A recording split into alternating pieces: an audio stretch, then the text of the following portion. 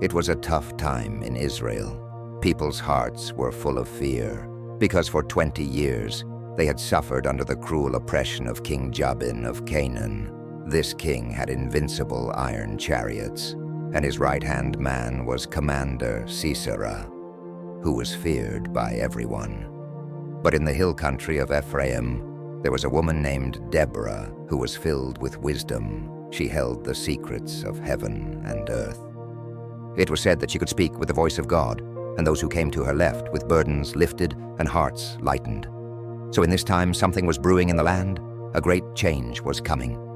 Judges 4:4, and Deborah, a prophetess, the wife of Lapidoth, judged Israel at that time. Deborah was an extraordinary woman who was called by God.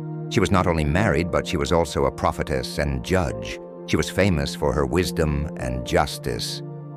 Yet on this particular day, there was an urgency.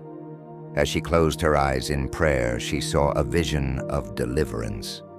The Lord said to her, "Arise, for I will deliver Sisera, the commander of Jabin's army, into your hands." The vision left Deborah with a burning conviction. She then called for Barak, a warrior from Kadesh in Naphtali. As he stood before her, Deborah's voice rang out with an authority that came from God. Judges 4:6. "The Lord commands you," she said, "take 10,000 men of Naphtali and Zebulun and lead them to Mount Tabor. I will draw Sisera, the commander of Jabin's army, to the Kishon River, and I will give him into your hands." Barak, though a brave warrior, this time they were talking about Sisera, a brutal and feared general, so he needed assurance that he wasn't setting himself up for failure. So he said, "If you will go with me, I will go. But if you will not go with me, I will not go." Because his response there had to be consequences, so Deborah's response was firm as she said, "I will surely go with you, but the honor will not be yours. The Lord will deliver Sisera into the hands of a woman, and everybody will know about it." The day of the battle arrived, as Sisera's army came with 900 iron chariots on the plains of Kishon. The air was heavy with dread. The skies darkened, and a sudden storm broke out. The heavy rain turned the battlefield into mud, rendering the chariots useless. Barak and his men charged down Mount Tabor as they descended upon Sisera's army. Deborah's voice rang out above the chaos. "Go! This is the day the Lord has given Sisera into your hands. Has not the Lord gone ahead of you?" Her words inspired courage in the hearts of the warriors, and they fought with the strength of lions. Judges 4:15. "And the Lord discomfited Sisera and all his chariots and all his host with the edge of the sword before Barak."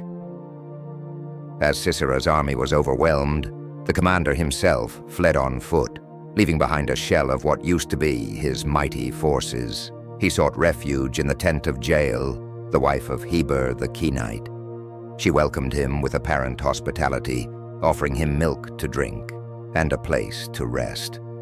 But Jael had no intention of allowing Sisera to escape judgment.